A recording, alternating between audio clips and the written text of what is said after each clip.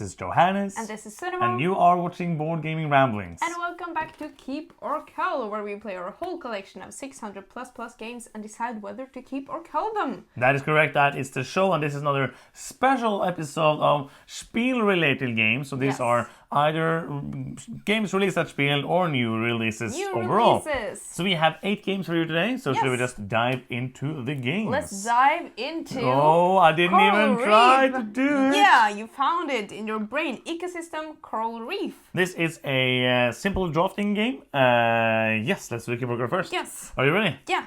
1, 2, 3, boom. This was, it's a drafting game. Yes. It's super simple. Yes. And it's very fast to play. Yes. And that is why I like it. Mm-hmm. We talked about it right after we played it as well. And it's like the simplest rules. Mm-hmm. Everybody can join. You can play it with up to 6 players. Yeah. And it also worked kind of alright with 2 players, with like a dummy.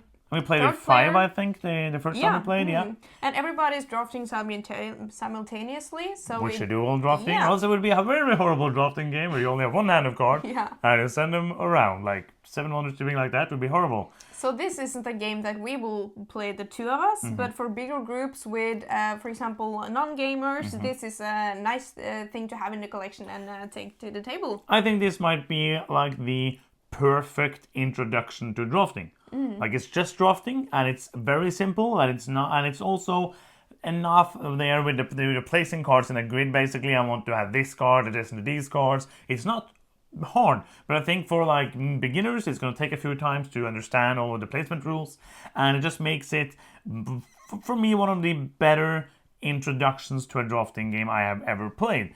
And that is the reason basically why I'm keeping it. I chose to keep it. It's because I can teach it in like 2 minutes and play it. It says 15-20 minutes, no problems at all. Yes. So I really enjoy it, and I am the keeper. You are the keeper. Because I am the keeper of things. Next up we have Facade or Fancy Feathers from Friedman Friese. We actually have 2 of these. Yes. Because one of them only goes to 2 players, and then you can buy more of them to play with more players. Up to 6 players. Treetop is 6 players. You have played it. We have played it 2 players. Yep. And we played it 4 players. Yes. And you played it 3 players. Yes. So that's the information. Let's go. Yes. 1, 2, 3, boom. Yeah, I like the concept. You're moving on this kind of one-way street, which isn't finished from the beginning. You're placing more and more cards to the path. It's not Norwegian again. And it's kind of like the it's kind of like Glenmore, like the one that is in the back is the player in the front. Yeah, that the takes people a turn. at the back should be in the front. And you're taking basically the card that you stand on everybody that you passed. So that means when you go through the path, you're trying to take the cards that are good for you and trying to force the other players to take the bad cards. Yeah. And there's a lot of cards in the game, so you can mix up with different abilities on the cards. Different type of cards. Yes. It's not only it's different cards. It's only one card. There's more cards in the game. Yes. I actually enjoyed it. Like it's a good game. It's a fun game. But it's nothing that I would be wanting to play again. And we have a friend who wanted it, so he's gonna get this because I'd rather he have it and have fun with it than we have it and never play it. Yes, I agree. Next up we have Flamecraft. One of the big hits of this year, like a really hot game. Hot. We're on fire Dragons, today. Yes. Oh, you're doing it. Yes. You're doing it. Okay, so Flamecraft, a very light kind of worker placement game where you get resources and try to get victory points. I think I don't know if it's called victory points or reputation or something like that. It's hearts that are cute, and everything is cute and whimsical. So cute. Oh yeah, and we had the deluxe edition, so there's a lot of really nice components, especially the resource components. Yes. Are you ready for the keep or the culling? I am. 1, 2, 3, boom. Oh wow. Yeah. Do you want to speak a little about it first? I think it's an okay game. I think it's not very interesting. I understand it's too light for me. Like I'm not in the what is it called, like the I don't know, target audience. Target audience. I had only the Norwegian thing in my brain. Yeah. The target audience for this game. I think it's a fun one. I think just for me it was just a tiny little bit too long for such a small decision space for my taste in games. Didn't find it boring, but I just found it not interesting. Yeah, I want to keep the resources. components. And they were so cute. So I'm like, I agree that it wasn't the most interesting game. I thought that there's multiple things that you can do on your turn, but for me, it felt like a little loose. I go there, I get some resources, I go here. It doesn't really matter what I do, but I think that it does matter what you do. Yeah, but it didn't feel like it was these really tight decisions. It didn't feel like and it's not made to be that. Yeah. So it's made to be a light, cozy, cutesy. It was a little what do you call it? Like luck based with some goal cards that you can draw. I don't mind that in such a short and light game. I really enjoy how the looks of it is. I think that is the main thing going for it for me personally. Yeah. So gameplay wise, I will not seek out this game. Nope. But it looks amazing. So you want to keep it basically because of the To strip it for the parts. resources. Yes. Okay, let's do that. We have basically. If somebody wants to buy Flamecraft without the resources, let us know. Yes, let us know. So it's basically kind of a cull though. So Next up, we have Findorf, the other Freedom and Freezer release for this year. Yes. Are you ready? Yes. Yes. This is a city building game with an action selection mechanism, which is pretty neat. Are you ready? Yeah. Let's go then. 1, 2, 3, boom. I like that he has tried to make this game very thematic because every building that you build, like the city, he has like a plan for the buildings are built in the year that it says on the cards. I think that the main positive thing going for this game is how fast-paced it is because you got these micro turns. So when we were playing 2 players, because we played it with 2 and 4, you basically did your turn and you weren't like even finished doing like the physical thing before the other player was done and it's you again. So it was very fast-paced, very simple game, but interesting enough. You're going through these buying stuff.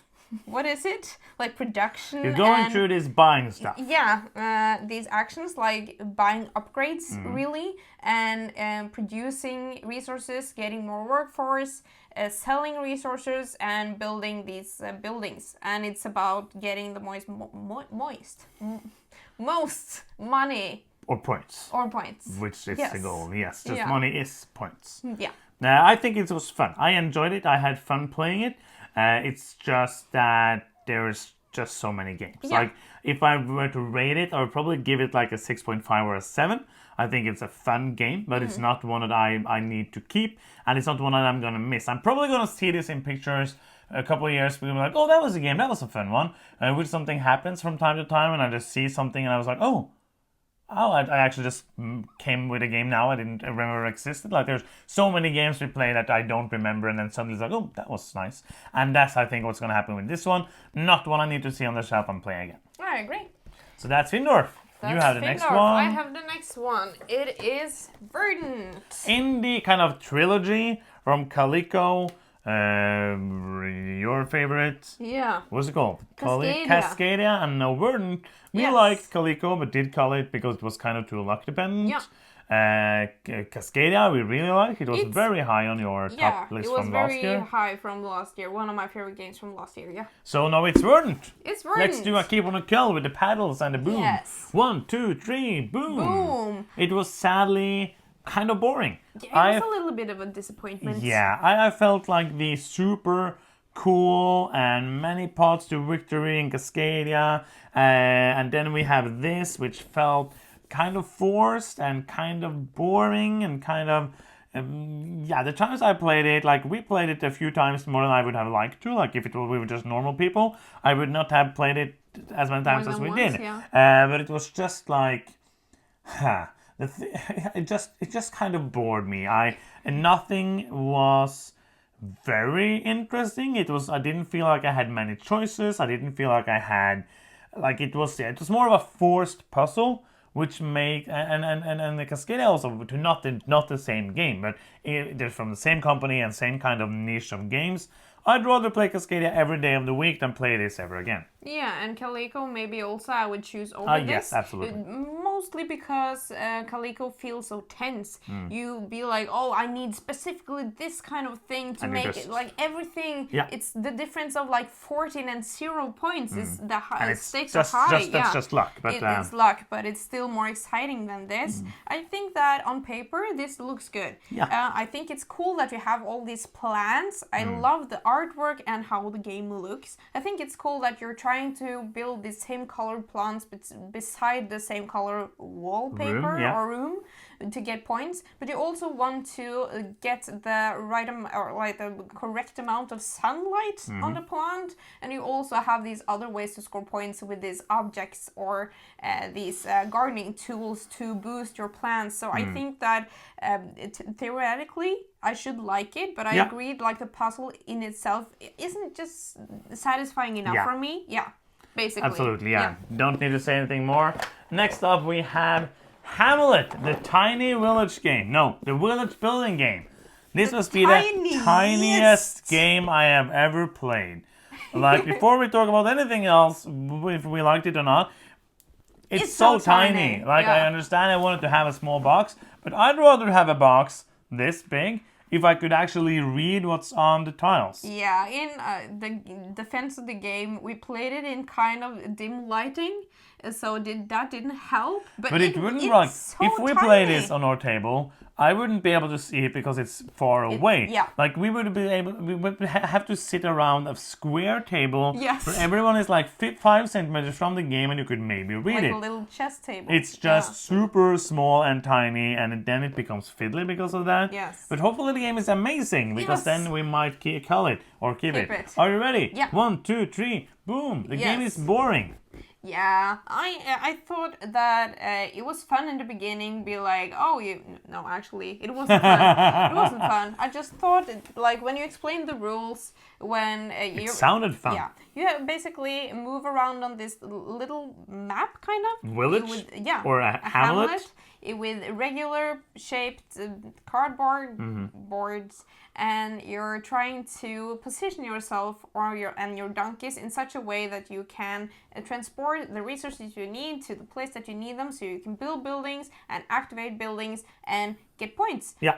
And it was all right. I like the concepts of the game. Like, I enjoy the mechanisms. There's nothing wrong with the game that you used to say. Yeah, well, it's tiny. Yeah, but the gameplay I felt like was fun, but it didn't engage me at all. Like, it was just going through the motions. There was a couple of times I was like, oh, I'm going to try to do this thing now, and that was fun. But as I said earlier, that is in almost every single game. You have a couple of times where you're going to be like, oh, that's a cool thing to do.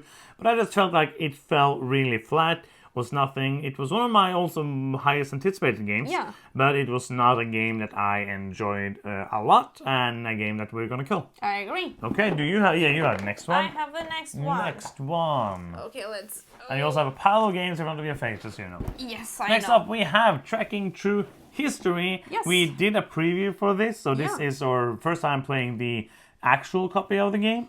So, are you ready? I'm ready. Okay. Yes. 1, 2, 3, boom. This is on the edge of Keep or Cull for me, because I really enjoy it. It is a very simple game about really choosing cards in a tableau. No. You're in a time machine. And you're moving through time. Sorry, yes. Very thematic. Very thematic. Well, you're choosing cards, you're getting some resources that go to like a grid it's called that you have. Itinerary. It's not what it's called. It's that's like a flight. You have an itinerary. But it will basically you're trying to get points. That's true. And you also spend a certain amount of time to get that card, and it's the back of the box. Back of the box. We do have some pictures as well. It's the same kind of thing that in Fancy Feathers. Or Patchwork, which is the one that most people will know. The last player is the first player. Yeah, so you want to spend as little time as possible to get to do more actions. But what is cool in this game is that you're trying, in the best way possible, to place like the years of the cards in an order that makes sense, which is Chronologically. ascending. No, yeah, chronologically. I'm just like, what is the word again? In a way that makes sense to you. And If you to can't your do mom. that, or you can like disrupt the timeline, and that is Basically, start a new timeline. start a new timeline. So it's kind of like different ways to get points, basically. Yeah, but I think it's cool because you have these different puzzles, but it's very simple. I think I want to keep it as being a very nice gateway game. Yeah. Like a super nice. You have a few different mechanisms to learn there. Basically, if you think about like gateway games being there to teach something, like you have that ecosystem is kind of like a great way to teach drafting. Here you have the timing mechanism and set collection and like quite a couple of mechanisms, but not too much to get to make it hard to play. I support that, absolutely. And I also love that on the back of all the cards is the incident that happened that year or something. It's history It's history behind, teaching if you want to. Yeah. Like every card is an event, basically, and then you have that the is a event better on way the back. to explain it. Something that happened in the year of somewhere. Something. So can we keep it? Yes, we can. Yes, we can. Next up we have... Bob, can we fix it? Yes, we can. Caldera Park. Caldera Park. The follow-up to Savannah Park, which we actually also played, which is going to come on like a normal Keeper Call next time we do that. Because we need to play Savannah Park to understand the differences and see what we thought about the different games. We actually had quite a problem finding out about which one we liked about these two games. Yes. And when I'm speaking now because I'm not yet sure. Yeah. So I'm kind of like trying to be sure in my head.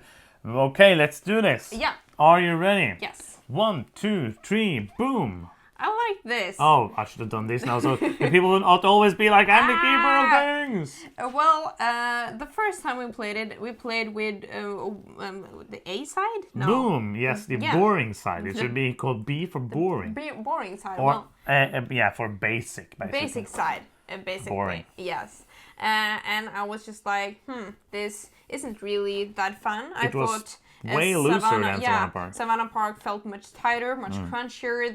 This felt just way too open and not a satisfying puzzle for me. When we played the good side, it got way more exciting at once, and I felt like they both provided an interesting puzzle with interesting obstacles and like situations to try to solve, but they do it in such different ways that I get why there is two games. I'm gonna say something now. We're not gonna like do the other game yet. Yeah. But it would be actually quite simple to distill both of these games into one box. Yeah, absolutely. You would just take the box of the players and make a divider in the middle, put one game in each side. Yeah, let's and you do could, that. Because so we're going to talk more about that in the next Keeper Call. But this one is fun. I enjoyed both of the games, so that is the last one. So that's 8 more games. 5 are getting culled, 3 are getting kept. So what is the best and worst experience of this bunch of games? I thought that Hamlet was a little disappointment for me. Yeah. That didn't felt as exciting that I hope it would be. The best experience, I think that actually has to be... I think all of these are good games. That is not the question. What was the best experience? Well, maybe Caldera Park, because the second time we played it, I really enjoyed my time with it, and I didn't expect it coming back, like, being great after the first time we played it. I think worst for me was, like, almost the same, but verdant, like, a tiny bit more boring. And then I actually think Reef, because I had no expectations for it. Yeah. And then it was a super smooth, super simple, and super neat drafting game. And that is 8 more games on the Keeper Call wagon. And we are... not really chipping away on the collection because these are all new games from Spiel, but we are working and in the beginning of next year when Spiel is dying down and we're getting done with all of the games from 2022, and then we have quite a few months before, like January, February used to be like quite a few, or gonna be a few Kickstarters, and it might be Frosthaven coming which means we're just going to lock the doors for a month and do nothing and not go to work. Yes, I will go to like a sick leave. Yes, sorry, I'm very sick. sick. We need to play It's so Frosthaven. cold here. You get it? Like Yeah. cold in Yeah, I got it. Frosthaven? It's a Yes. joke.